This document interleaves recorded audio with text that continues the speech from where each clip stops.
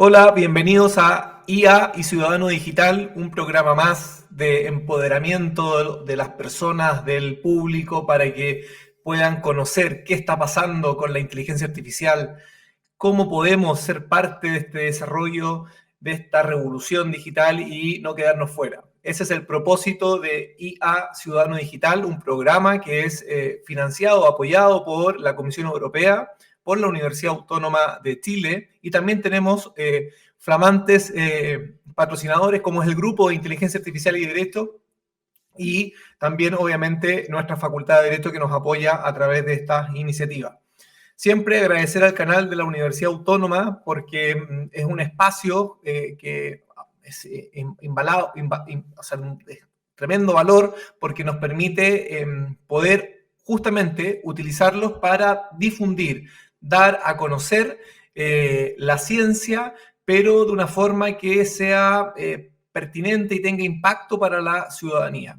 Ese es el propósito de este programa que busca apoyar a la ciudadanía en general para que, como les decía, se pueda empoderar en el uso de la inteligencia artificial, cómo aprovecharla y también entender cuáles son los desafíos, cuáles son los riesgos, cuáles son los posibles problemas de seguridad que puede significar la inteligencia artificial y cómo esta, ¿no es cierto?, opera a través de distintas aplicaciones.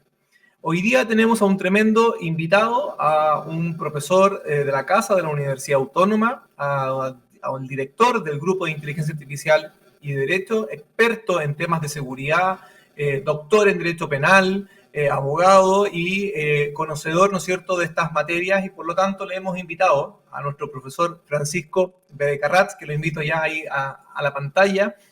¿Qué tal, Francisco? ¿Cómo estás? Hola, ¿cómo estás, Sebastián? Muchísimas gracias por la invitación. Encantado de estar aquí y discutiendo acerca de un tema tan relevante y tan apasionante y que cambia todos los días como es la relación entre la inteligencia artificial y derecho y más concretamente también su interacción con un concepto tremendamente relevante el día de hoy, como es la seguridad. Sí. Bueno, como recién explicaba, es súper importante entender, ya hemos tenido dos programas, este es nuestro tercer programa. Hablamos la primera vez con el profesor Carlos Amunátegui de la Universidad Católica, de los temas generales de la inteligencia artificial, cómo impacta nuestro entorno.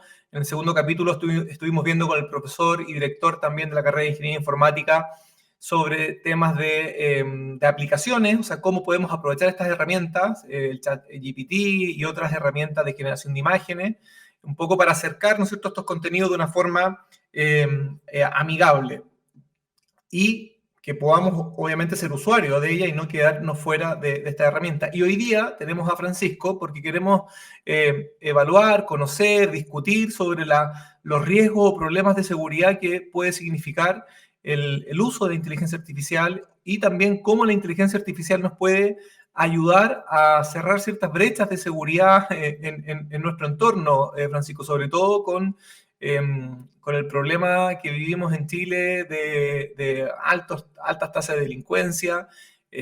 Si es posible o no es posible la inteligencia artificial, ¿cierto?, ser una herramienta y una ayuda. Y quiero comenzar con esa primera pregunta. ¿La inteligencia artificial y la seguridad pueden ser aliados para la protección de las personas? Es una muy buena pregunta de partida porque efectivamente tiene una respuesta que es unívoca, de una respuesta que puede tener distintas perspectivas. Uh -huh. La inteligencia artificial y la seguridad puede ser enfocada desde una perspectiva de, bueno, eh, nos puede ayudar a nosotros para tener un entorno más seguro, para tener una sociedad más segura, desde el punto de vista de la seguridad ciudadana. O por otro lado también puede ser una pregunta, ¿la ciberseguridad puede beneficiarse de herramientas de inteligencia artificial con el fin de lograr sistemas computacionales más seguros, más resilientes y que estén menos expuestos a ataques? O también, otra pregunta, bueno, ¿puede ser utilizada la inteligencia artificial como un arma en contra nuestra, sea afectando nuestros derechos fundamentales a través de estas mismas tecnologías de seguridad, o bien utilizada como un arma desde un punto de vista de la ciberseguridad, como una forma de ejecutar ciberataques mucho más eficientemente? o si es que la inteligencia artificial representa un riesgo existencial para los seres humanos, algo que se ha discutido recurrentemente en los últimos meses. Eh, es preciso recordar que a principios de este año, en el primer semestre, tuvimos una declaración de varios científicos que demandaban un alto al progreso de la tecnología de la inteligencia artificial porque estimaban que representaba un riesgo existencial para los seres humanos. Y eso es la naturaleza misma de esta tecnología. Igual Oye, que Francisco, la tecnología que tiene para los seres sí, humanos es dual. sí, y, Puede ser y- utilizada para el bien o para y en relación a eso, para entender los riesgos que pueden existir de seguridad, ¿qué capacidad tiene la inteligencia artificial para ser realmente una amenaza? ¿Por qué esta alerta de estos científicos, la alerta de estos líderes que están, ¿no es cierto?, tienen a su cargo el desarrollo de la inteligencia artificial, básicamente, cómo esta está avanzando? ¿Por qué? ¿Qué es lo que puede hacer? ¿Por qué puede ser una amenaza? ¿Cómo explicarlo? A ver, lo primero que podríamos, el primer camino que podríamos utilizar para abordar este punto es lo que hemos experimentado históricamente con diversas tecnologías y con la transformación digital de la sociedad que hemos experimentado en los últimos 20 años. Bueno, en principio las redes sociales se veían como algo fantástico, como una herramienta para unir personas, para difundir más rápidamente mensajes, para contactar con familiares o amigos que estaban muy lejos y generar así una sociedad más cohesionada.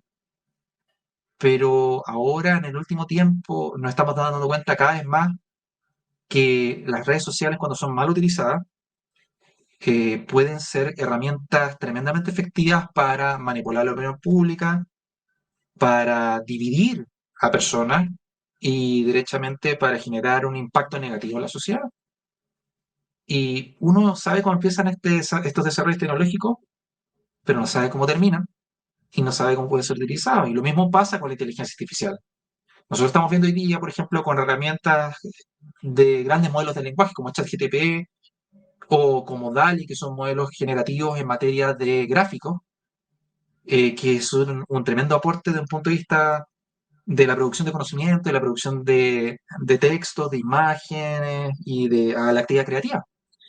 Pero bien puede ser, por ejemplo, utilizado este tipo de herramientas para generar deepfakes respecto de personas, para falsificar la imagen, la apariencia, para traspasar una fotografía de una persona y ponerle un rostro distinto, o bien para utilizar este tipo de herramientas generativas de lenguaje para escribir código malicioso y para generar un ataque de manera muy eficiente. Francisco, mira, a ver, una primera pregunta para ir conectando un poco los ciertas cuestiones que estás tocando que yo creo que son súper interesantes. Lo primero es las redes sociales. Yo creo que las redes sociales es una forma, es una manera en virtud del cual nosotros abrimos la puerta de nuestra casa y permitimos que un tercero, en este caso quienes están detrás de las redes sociales, puedan observar lo que hay dentro de esa casa. Eso es un riesgo de seguridad en sí mismo. Pero, pero yo quiero que me lo explique un poco más. ¿A quién nos exponemos cuando ya estamos en las redes sociales y qué es lo que puede hacer y cómo trabaja la inteligencia artificial en las redes sociales? La inteligencia artificial en las redes sociales ha constituido una herramienta tremendamente útil con el fin de personalizar distintos avisos y distintas medios de formas como la red social va determinando tus intereses y va mostrándote otro tipo de contenido que es más probable que a ti te mantenga interesado y te mantengas en la red social. Uh -huh. Entonces, la inteligencia artificial es capaz de analizar grandes volúmenes de datos, desde qué cosas haces clic hasta cuánto tiempo te mantienes viendo una foto determinada, para así determinar si es que a ti te interesan, por ejemplo, ver noticias acerca del conflicto de Ucrania, o acerca del plebiscito constitucional en ciernes que tenemos, o acerca de gatitos, o acerca de animales, o acerca de autos, etc. Y de tal forma, a través de estos sistemas algorítmicos que analizan grandes volúmenes de información, se establecen patrones de conducta. Y esos patrones de conducta pueden ser utilizados al día de hoy para hacer targeting en publicidad, pero también puede ser utilizado para determinar tus intereses, tus patrones, tus conductas, con el fin de utilizarlos en alguna acción maliciosa que implique un ataque, que implique un robo o que implique derechamente algo tan simple como la apropiación de estos datos personales para un fin ilegítimo. Sí, súper interesante. Y cuando te estaba escuchando pensaba en estos delitos, estas llamadas que se hacen desde las cárceles, que no Exacto. tiene que ver, obviamente, que ahí el actor que comete el delito es un delincuente que está, ¿no es cierto?, ya condenado, pero utilizan las redes sociales. Y quiero hacer como un paralelo, porque es interesante, porque toda la información que nosotros entregamos a través de las redes sociales puede ser utilizada, y puede ser Así utilizada es.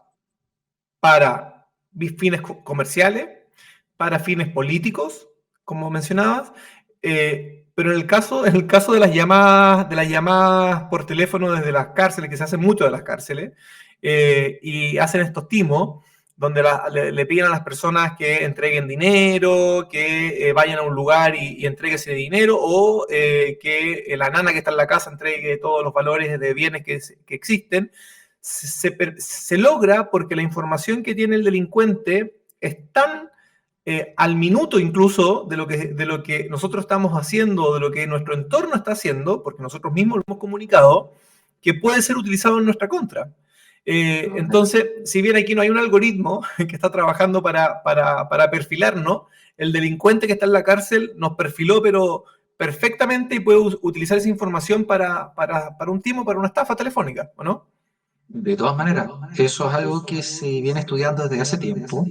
Estas formas de estafa se denomina phishing o se denomina, en el caso que tú estás hablando, vishing, que es básicamente la pesca de datos personales o la pesca de información a través de un correo electrónico o, en el caso que has relatado, a través de una llamada por teléfono.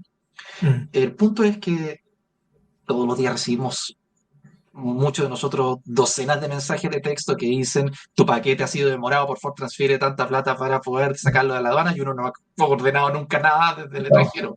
O alguna llamada que te dice: no sabe que usted tiene su IFE laboral aprobado, por favor envíe sus datos y su clave única para poder desbloquearlo y poder transferirle el dinero. Y son fácilmente identificables. O sea, una Mm. persona que está alfabetizada digitalmente, desde el punto de vista mínimo, va a saber reconocer eso. Mm. La inteligencia artificial viene a cambiar esto. Mm. ¿Por qué?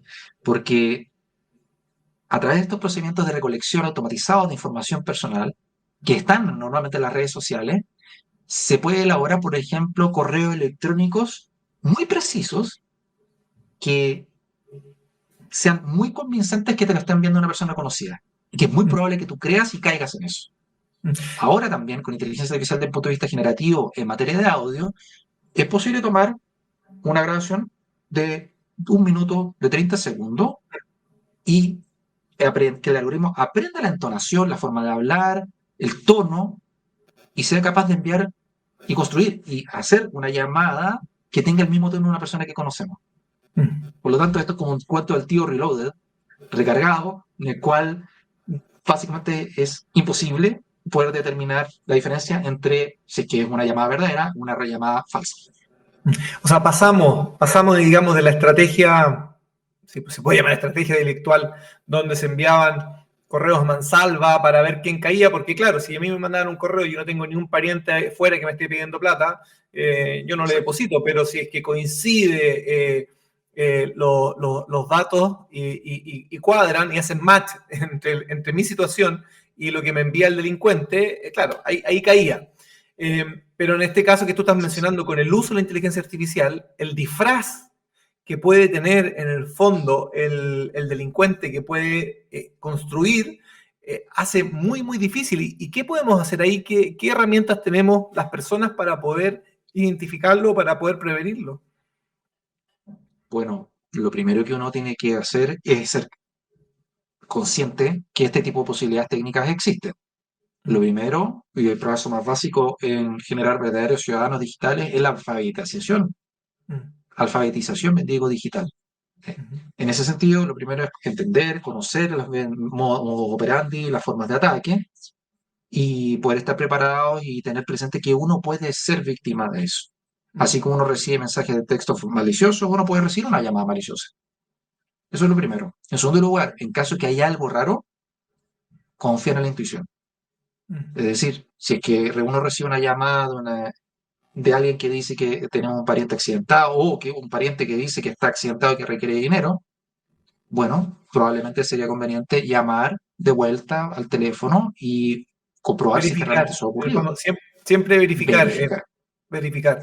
Sobre todo cuando la similitud de la voz y ya se pueden, este disfraz es tan Exacto. perfecto, hay que hacer un doble chequeo, sobre todo cuando nos están pidiendo plata. O sea, es distinto cuando te piden plata, la cosa cambia. O sea, y bueno, y de eso se trata al final una estafa. O sea, las estafas tienen que ver con temas económicos. Entonces, la verificación es una buena. ¿Y tú crees que se pueden, Francisco, construir herramientas a través de inteligencia artificial que puedan de alguna manera chequear este tipo de estafa? O sea que, claro, la inteligencia artificial es la que construye el disfraz, o es con la que permite construir el disfraz, pero yo puedo tener inteligencia artificial que me permita ver detrás del disfraz. ¿Existe algo así? ¿O es muy loco lo que estoy diciendo? No, de todas maneras es muy razonable porque este tipo de herramientas se están diseñando hoy día y se están empezando a introducir en materia de detección de spam y de correos electrónicos maliciosos de manera automatizada. Eh, ¿Por qué? ¿Y cómo se realiza esto? Normalmente, me refiero a tiempos pasados, Ujú. los filtros de correo spam y de correo malicioso, correo electrónico me refiero, detectaban ciertos indicadores o ciertas palabras o ciertas direcciones, las tenían en una lista negra y de tal manera filtraba todo ese tipo de correo y los sacaba de la bandeja de entrada y los movía a la bandeja de spam. Evidentemente hoy día, a medida que se ha ido sofisticando cada vez más este tipo de estrategias, ya este tipo de controles casi predeterminados y hechos analógicamente no sirve. Ujú. Bueno, ahí es donde entra la inteligencia artificial, que tiene una capacidad y una característica muy importante. Es capaz de entender muy bien correlaciones entre distintos hechos. No es capaz Perfecto. de determinar causalidad necesariamente, pero sí correlación, que es distinto. Y en ese sentido, es capaz de reconocer un patrón que tienen correos maliciosos y de tal manera determinar que presenta un alto riesgo de que sea un correo malicioso y así sacarlo inmediatamente y detectarlo como un correo fraudulento. Ok. La principal barrera para poder aplicar la inteligencia artificial como un escudo o de manera defensiva es el medio en el cual se está aplicando. Porque Ujú. nosotros podemos hacerlo perfectamente bien desde el punto de vista de los correos electrónicos, comunicación electrónica que recibamos, llamadas telefónicas probablemente no tanto, videos probablemente no tanto, videollamadas probablemente no tanto. Por lo tanto, depende de la plataforma si es que tiene integrado aquí herramientas de seguridad adecuadas para que podamos utilizarla como un filtro y como una defensa frente a este tipo de ataques. Pero si, por ejemplo, un cliente para llamadas de videoconferencia no tiene instalado aquí un filtro para poder determinar un deepfake, que es algo que es relativamente fácil de hacer al día de hoy, es difícil que nosotros tengamos una defensa al respecto, salvo nuestro propio pensamiento crítico, nuestra actitud crítica fundamental y nuestra desconfianza en nuestra estrategia de verificación. Por eso es importante, es nuestra última línea de defensa. Perfecto. Oye, Francisco, y pasándonos ya a otra arena, digamos, en la parte más de protección de la ciudadanía a través de evitar delitos o perseguir de manera efectiva a los responsables de un delito. Hoy día tenemos básicamente una regulación que es en Europa, que está a punto de ver, digamos, la luz.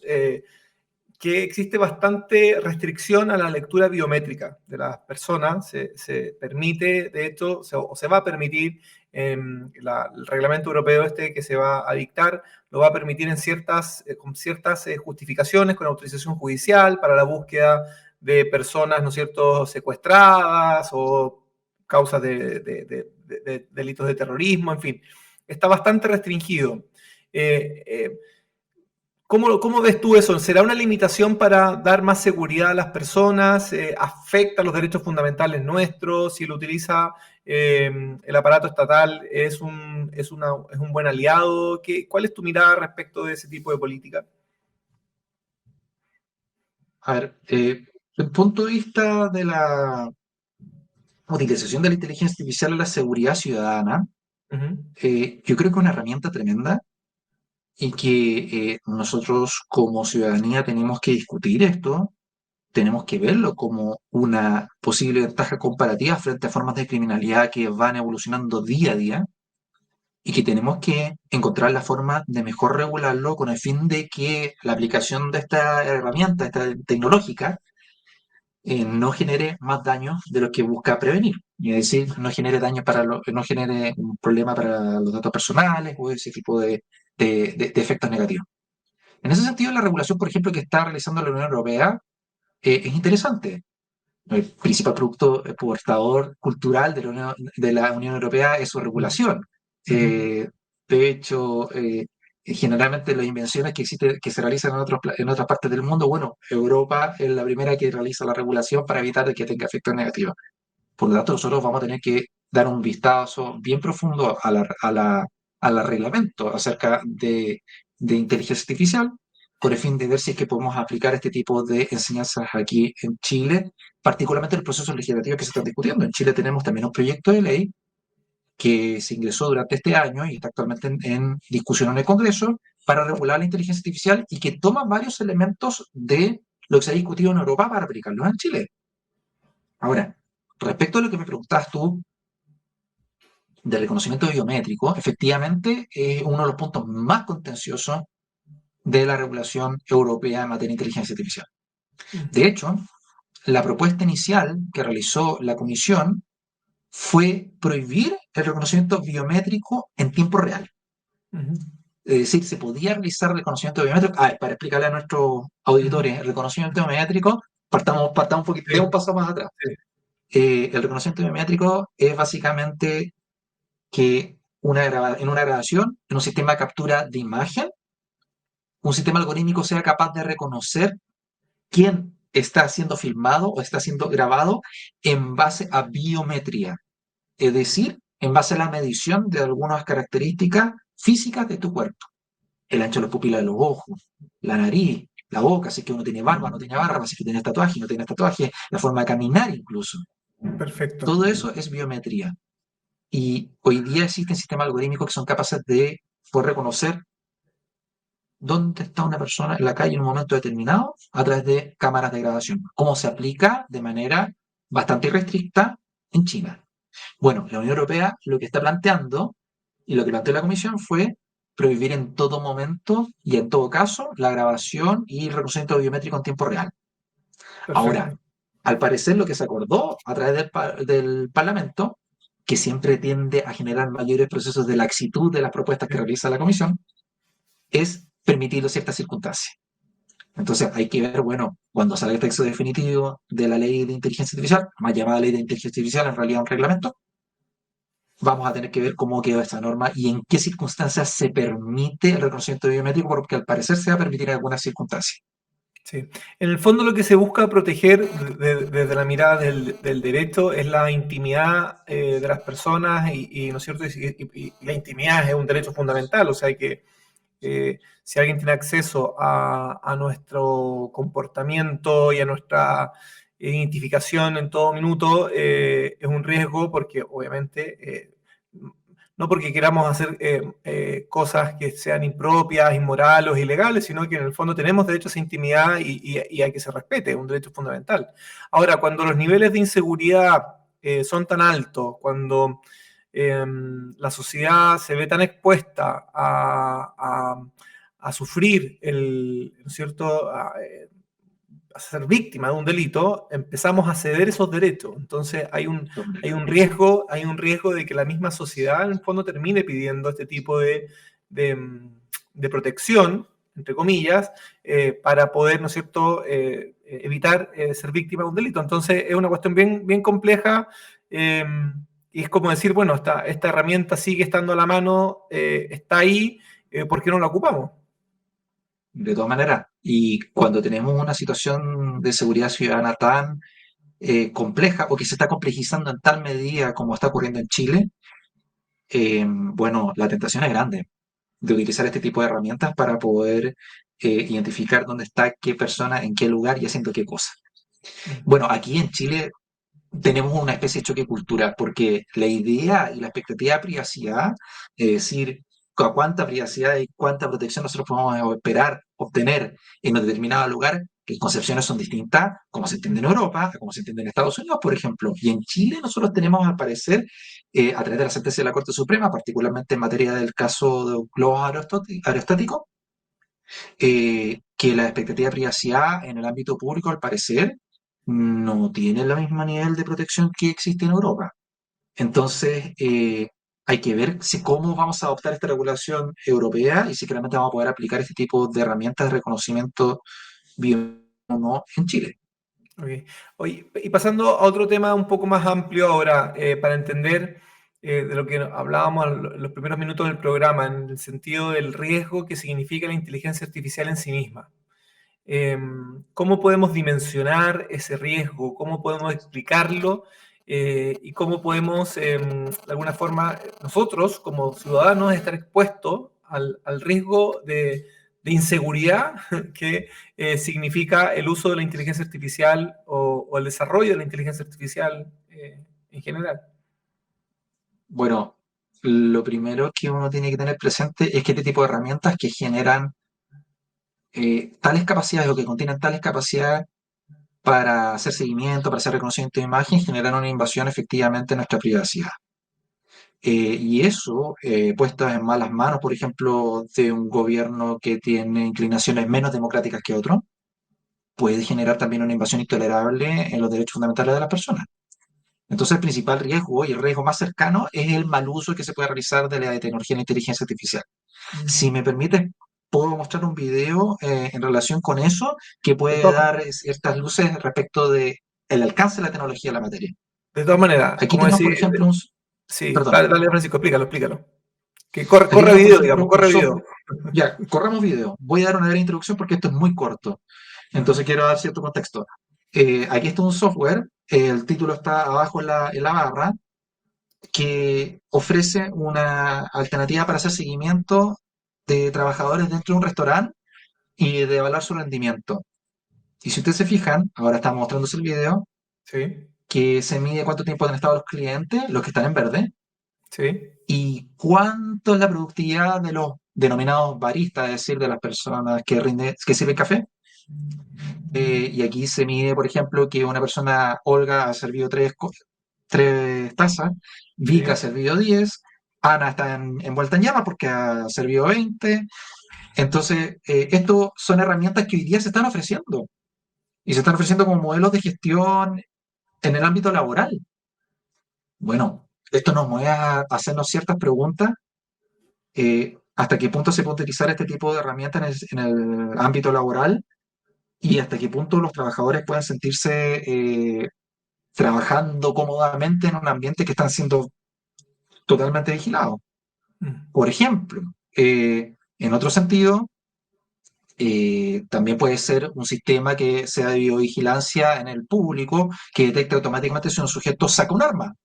ujú, Bueno, ¿y qué pasa si es que yo estoy sacando un cuchillo por otra circunstancia, porque lo he comprado recién, o porque estoy haciendo un arreglo en algún lugar, etcétera? Entonces existe un riesgo del mal uso y un riesgo de la mala identificación que puede generar un impacto en los derechos fundamentales de la persona. Ahora, estos son los casos más probables que ocurran, mm. pero también existen otros casos que están siendo analizados y que son muchísimo más catastróficos. Sí. Existe un concepto que se denomina la inteligencia artificial general, Ujú, la AGI, Artificial General Intelligence, por su sigla en inglés. Y esos son sistemas inteligentes que no están enfocados en realizar solamente una tarea específica sí. o que de resolver un problema en concreto, como por ejemplo un sistema de reconocimiento de imagen como el que acabamos de ver. En realidad, estos sistemas son capaces de resolver una amplia cantidad de problemas, una amplia variedad, un amplio abanico, y que tiene una inteligencia que se asemeja a la del humano. Esto representa un Mm, riesgo primero de una alteración muy radical de la sociedad, de la estructura y de la tela de la sociedad, básicamente, donde puede existir un reemplazo importante de puestos de trabajo, donde puede existir un cambio en las formas de gobierno, etcétera. puede modificar muy rápidamente la sociedad y eso puede generar un problema social importante porque puede dejar muchas necesidades insatisfechas de la población. Por ejemplo, si se elimina a través de una inteligencia artificial un determinado sector de la economía porque lo reemplaza esta mega inteligencia artificial, bueno, ¿qué se hace con el desempleo que eso genera? Y Ujú, con el proceso no ha sido paulatino, eso genera un desajuste importante. ujú. Esto sin contar, por ejemplo, sistemas de inteligencia artificial que tienen un riesgo por su propia autonomía a través de una evolución maliciosa del sistema algorítmico que empieza a generar daños a la población, incumpliendo así una ley clásica de Isaac Asimov, que estableció desde hace ya casi 100 años atrás que uno de los mandatos de los robots es no dañar a un ser humano, pero tiene Claro, excepciones. claro. Interesante, bueno, nos vamos a ir a una pausa ahora, pero antes de irnos a la pausa, para no dejar el tema del video, bien, bien interesante. O sea, aquí hay lectura, reconocimiento biométrico, porque estamos identificando a personas. Es así, ¿no es cierto? El video que recién Así mostramos. es, este tipo de sistemas, no sé si este sistema algorítmico en particular, pero de todas maneras es capaz de realizar reconocimiento biométrico, identificar y diferenciar a un trabajador o trabajadora respecto de otro. Y además, Y eso puede ser está mediante biométrico. Y además, cuando está, lo que mostraban en verde, mostraban minutos, el tiempo que llevaba cada cliente. O sea que, Así es, lo que mostraba en verde era el tiempo de cada cliente. claro. Ahora, cuando esto se utiliza, ¿hay alguna regulación, Francisco, en Chile para poder, eh, no sé si prohibirlo, pero sí para regularlo, por ejemplo, para que los trabajadores sepan que se está utilizando este tipo de reconocimiento y de gestión, o que los propios consumidores que están ahí en el bar sepan que también están de alguna forma tomando datos de ellos, porque el comportamiento al final son datos. Entonces, eh, ¿cómo está la situación? ¿Sabes algo de eso, no? Lo puedo contestar ahora o después de la pausa, pero sí Dejemos existen algunas eso. normas al respecto. Ya, dejémoslo para después de la pausa. Buen pase me diste ahí. Estamos con Francisco de Carrat, profesor de la Universidad Autónoma de Chile, doctor en Derecho, experto en temas de seguridad, que nos va a contestar la pregunta que le formulamos a la vuelta de esta pausa. Ya volvemos.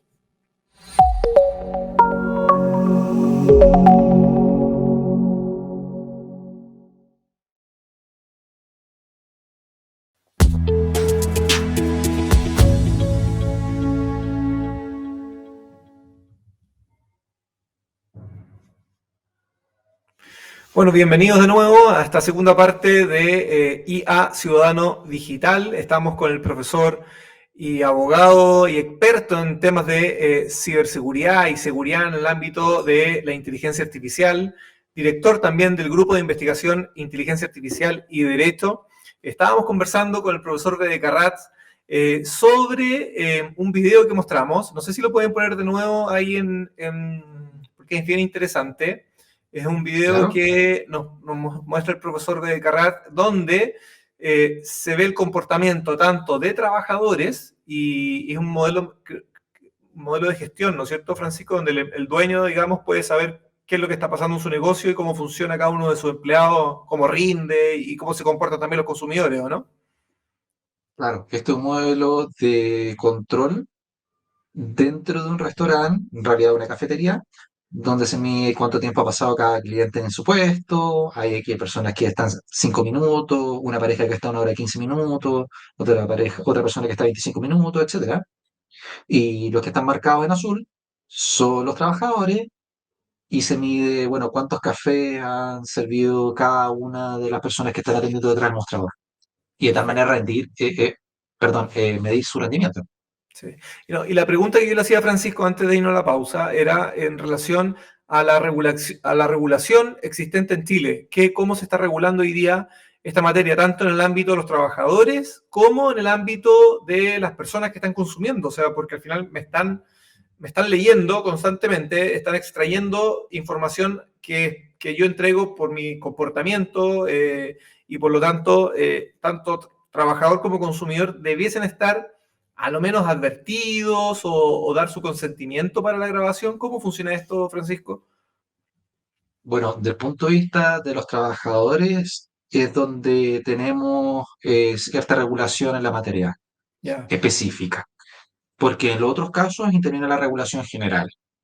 Es decir, existe una ley de protección de datos personales en Chile que establece, bueno, cuáles son las reglas para el tratamiento de los datos personales, y aquí esta situación se somete a la regulación general. Es Ujú, decir, a cualquier tratamiento de datos personales que genere perjuicio para una persona puede ser eh, susceptible de una indemnización de perjuicio, pero en general no existe una prohibición expresa de grabación en lugares públicos, y de hecho lo vemos todos los días. Lo vemos todos los días en locales comerciales que los clientes son grabados constantemente con el fin de garantizar ciertos niveles de seguridad tanto para la tienda como para el cliente propiamente tal, de ser víctima de delitos y poder protegerlo al frente de ellos. ujú, Respecto a los trabajadores, es distinta la situación. Nosotros tenemos una regla pionera en Latinoamérica que se incorporó el año 2022, que es el artículo 152 quinques D, ujú, que habla acerca de la transparencia y los derechos a la información del trabajador. Esta es una norma del Código del Trabajo, que establece ciertas normas de reserva de los datos del trabajador o de la trabajadora y que puede ser utilizada por el empleador en este contexto de la empresa plataforma digital de servicio, solamente para el contexto de los servicios que presta la misma empresa. Pero, pese a lo anterior, el trabajador puede solicitar a la empresa plataforma digital en cualquier momento el acceso a sus datos personales, en cualquier particular, aquellos relacionados con su calificación o los que impacten el desempeño de su trabajo. Esta es una norma que se introdujo para trabajadores de plataforma. No es ujú. precisamente el caso del video, Ok. porque aquí en el caso del video no son trabajadores de plataforma. ¿A qué me refiero con trabajadores de plataforma? Son aquellos que trabajan, por ejemplo, en plataformas de provisión de servicios o marketplace digital. Por Ujú. ejemplo, aplicaciones de delivery, ese tipo de contexto. Perfecto, Esa norma se perfecto. aplica a ellos. A estos trabajadores no está diseñada la norma específica teniendo en mente a estos trabajadores que están en este café. Perfecto. Oye, entonces, y volviendo un poco, conectando con la pregunta anterior en relación a lo que está pasando en Europa con la reciente ley de inteligencia artificial, en que se prohíbe casi por regla general, salvo excepciones, la lectura o el reconocimiento biométrico.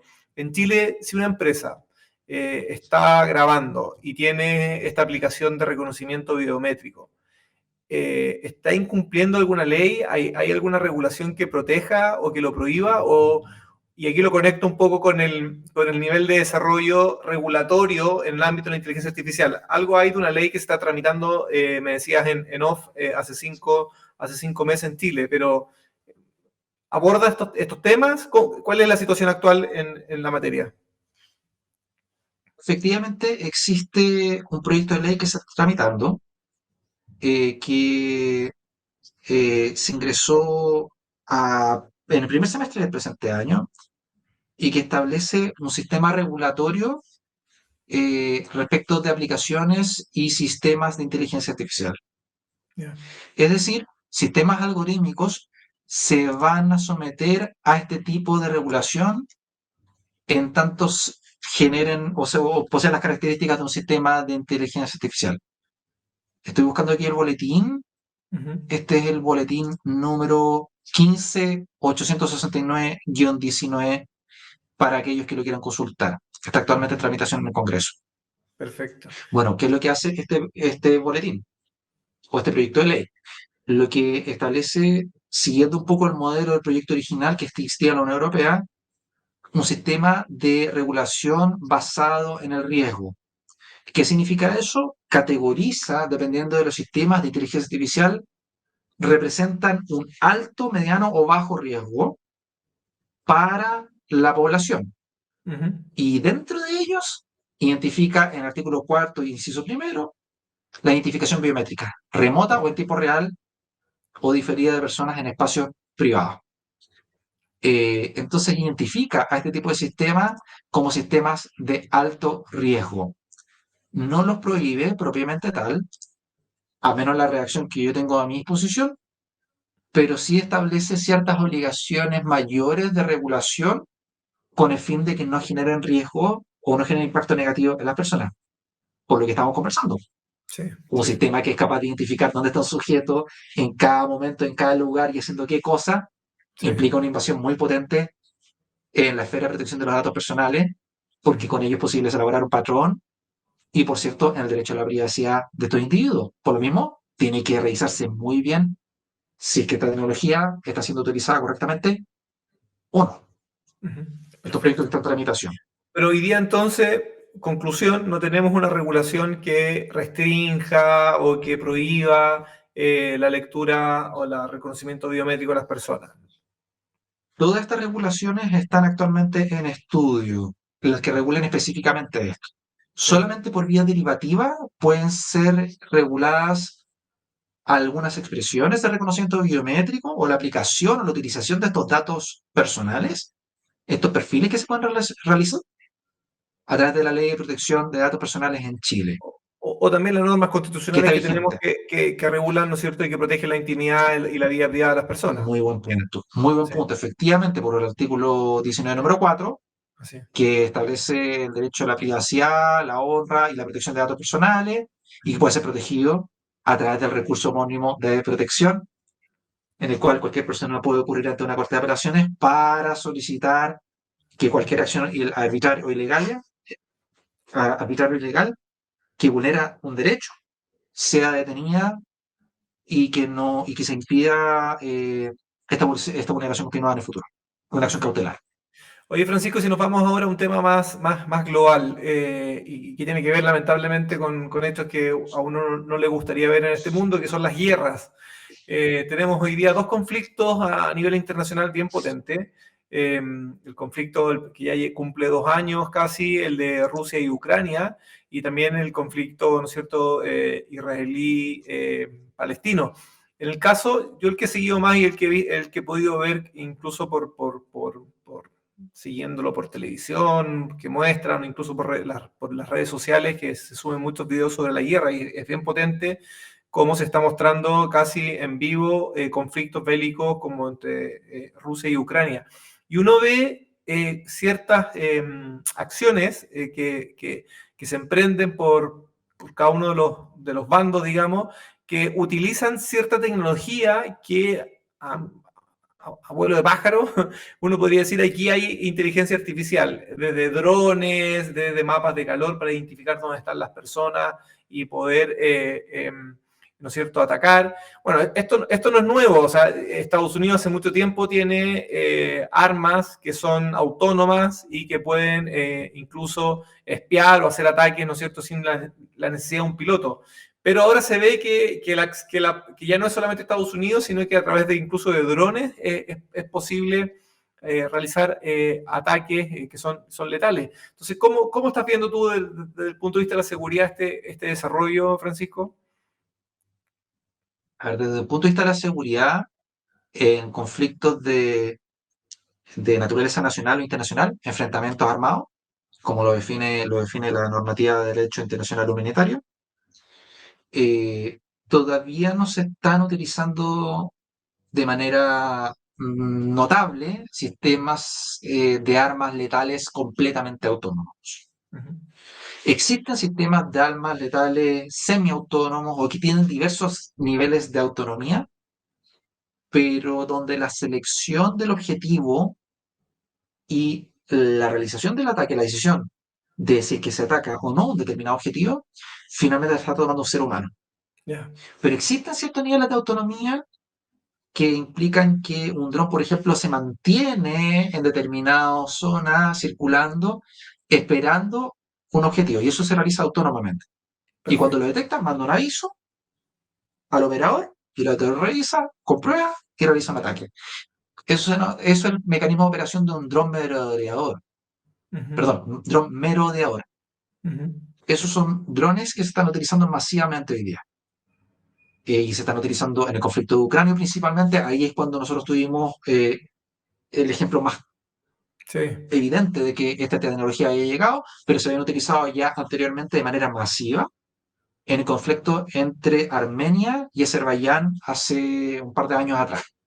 Perfecto. Ahora, esto no se está utilizando todavía al día de hoy. Me refiero a sistemas de armas que sean completamente autónomos es decir, que identifiquen, evalúan los riesgos, decidan atacar y ejecuten el ataque de manera autónoma, no están totalmente introducidos hoy día en el campo de batalla, pero en algún minuto sí se van a introducir, cuando bajen los costes de la tecnología. Porque hasta el día de hoy es más fácil tener un operador detrás apretando el botón que un sistema de armas autónomo que se autodestruya realizando el ataque. Sí. Es más Ahora, barato el ser humano. Pero Sí, cuando se abaratan los costes, esto va a llegar. Sí. Ahora, en las guerras también opera un ordenamiento jurídico donde en el fondo hay que respetar ciertos derechos, no se pueden atacar hospitales, a la población civil, y por lo tanto también hay un riesgo. O sea, aunque sea una guerra, tampoco es que, como se dice, en la guerra todo vale, siempre hay ciertos límites. Cuestión que lamentablemente lo que está pasando en el conflicto israelí-palestino, tanto de ambos bandos, se está viendo que se sobrepasan ciertos límites. Y en ese sentido, conociendo un poco la capacidad tecnológica de innovación que tiene Israel, ¿tú has sabido, tienes conocimiento de que se estén utilizando estas herramientas en este conflicto o es un poco lo mismo que pasa en el conflicto Ucrania-Rusia? A ver, efectivamente, Israel tiene una capacidad tecnológica que tienen muy pocos países en el mundo. Y en ese sentido es totalmente factible que las Fuerzas Armadas israelíes tengan a disposición algún tipo de sistema más autónomo que puedan utilizar en este conflicto. Noticia de ello yo por lo menos no he tenido, pero es enteramente posible que se pueda aplicar o se pueda utilizar en el futuro. Como te digo, no he tenido noticia al respecto. Ahora bien, el problema ocurre con la hipótesis de responsabilidad del uso de este sistema de armas autónomos que finalmente generan un crimen de guerra. Uh-huh. Porque nosotros hemos tenido noticias, por ejemplo, del bombardeo del hospital de Gaza, que el bombardeo de hospitales y en general de infraestructura civil, pero muy particularmente hospitales o centros de salud, constituye una acción constitutiva de crimen de guerra, bajo ciertos requisitos, pero acción constitutiva de crímenes de guerra. Tenemos también noticias, por ejemplo, de lo que ocurrió en las primeras semanas del conflicto entre Rusia y Ucrania con el bombardeo del teatro en Mariupol, donde murieron cerca de 400 civiles, si mal no recuerdo.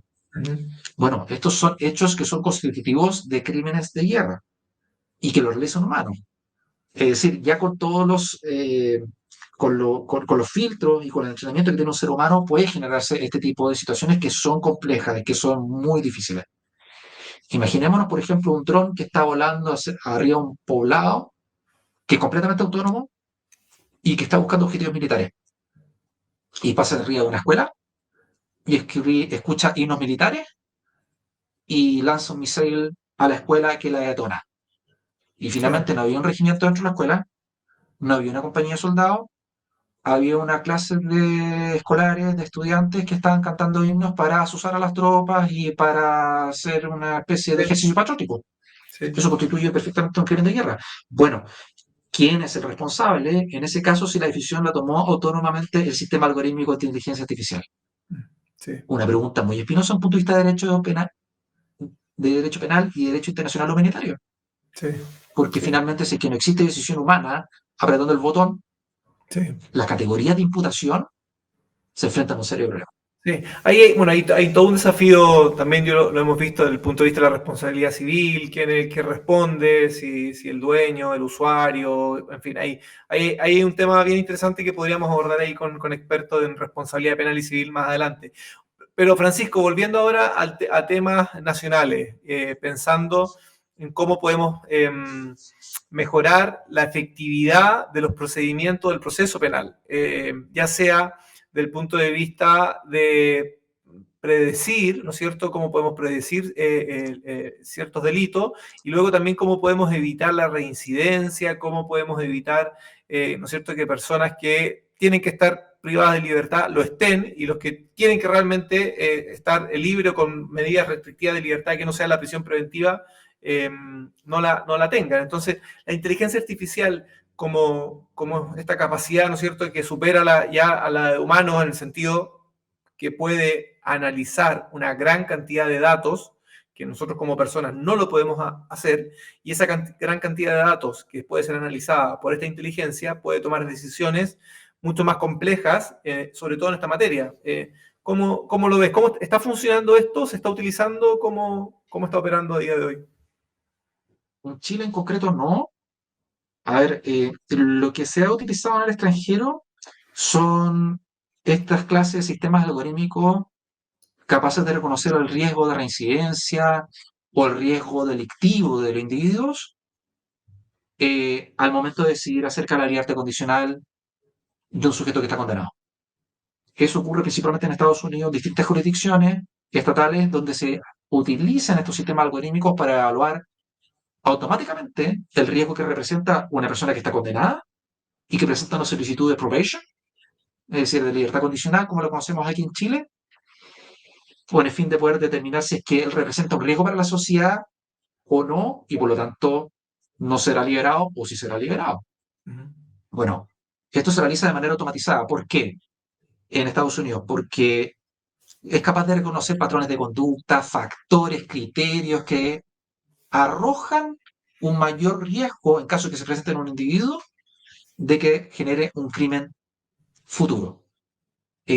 Como habíamos conversado anteriormente, la inteligencia artificial son sistemas que son altamente capaces de entender correlaciones. Uh-huh. Entonces, si es que un sistema de inteligencia artificial es capaz de relacionar variables como, por ejemplo, consumo de alcoholismo, episodios de violencia familiar, una niñez traumática, un bajo nivel educacional, un problema de falta de trabajo, va a ser capaz de determinar si es que ese cúmulo de circunstancias representa Un un riesgo. caso de mayor riesgo delictivo o no, que lo Sí. puede hacer de manera más eficientemente que un juez. Imaginemos, por ejemplo, que en Chile todos los años existen alrededor de 15.000, 20.000 solicitudes, perdón, alrededor de 10.000 solicitudes de libertad condicional, donde Perfecto, tienen sí. que evaluarse 10.000 personas y que tienen que revisarse los antecedentes y el expediente de 10.000 personas que están siendo condenadas, Ahora, y donde existen errores brutales, como el caso Ámbar. el riesgo que existe en estos casos, Francisco, dime si estoy en lo correcto o no. Yo siempre vuelvo a ciertos conceptos claves para que la gente los entienda en su casa. Los algoritmos son un conjunto, así lo explico yo al menos, un conjunto de reglas claras, precisas, definidas, que es como los pasos de una receta de cocina, ¿no es cierto? Digo, un conjunto de reglas, de pasos, Claro. que permite, de alguna forma, o tomar una decisión, que en este caso es lo que estamos diciendo, se le da la libertad o no, o resolver un problema, o sea, poder, ¿no es cierto?, resolver un problema que se le plantea. Ahora, estos algoritmos, como tú bien lo decías, trabajan con datos, con información. El riesgo es real en el sentido de que se esté entregando datos, por ejemplo, que por el hecho de que las personas de determinada raza o determinado color tengan mayor participación delictual y sean, por lo tanto, más reincidentes, luego termine privando de libertad y no optándose a libertad, ¿no es cierto?, cuando la solicita a una persona que sí se lo merecía porque en el fondo ese algoritmo trabajó con datos que estaban sesgados. Efectivamente es un riesgo real. Y eso ha ocurrido en el pasado, no en Chile, porque como yo decía, no se ha aplicado este tipo de sistemas algorítmicos en la evaluación del riesgo criminal en el proceso penal chileno, pero sí ocurrió en Estados Unidos. Y en Estados Unidos se manifestó ese riesgo, se materializó finalmente decisiones discriminatorias a través de sistemas algorítmicos que evaluaban la probation de determinados sujetos y donde Y regularmente se evaluaba con mayor riesgo de un determinado contexto social. yeah. Y eso constituía decisiones discriminatorias. ¿Por qué? Porque el sistema algorítmico era capaz de predecir la correlación que existía entre categorías raciales y determinadas formas de delincuencia. Entonces, ¿qué es lo que hacía? Prejuzgaba a los sujetos que Claro. pertenecían a esa misma raza cuando hacían la solicitud. Y no realizaba una evaluación individual de cada uno de esos perfiles, que es lo que hubiese correspondido. Finalmente, prejuzgaba y decía automáticamente, porque tú perteneces a determinada raza, tú representas alto riesgo y te tenemos que dejar en prisión preventiva. Y eso va contra la esencia de la justicia humana, que es dar a cada quien lo suyo. Sí. Es decir, un prejuicio grupal, la evaluación de un determinado grupo es cuestionable, pero cuando se realiza en el marco de la atribución de justicia en un proceso penal a un individuo determinado, es imperdonable desde un punto de vista de la dignidad humana, del debido proceso y de la igualdad de trato entre las personas ante la justicia. Oye, ¿y cómo se termina, cómo se puede prevenir esto para que no tengan sesgo? ¿Cuál es la fórmula para que se pueda aprovechar de buena manera? Es una muy buena pregunta y que tiene de cabeza a muchísimos científicos en materia de desarrollo de inteligencia artificial. Lo cierto es que hay que primero determinar, bueno, la fuente del sesgo, Yeah. porque los sesgos pueden ser sesgos históricos.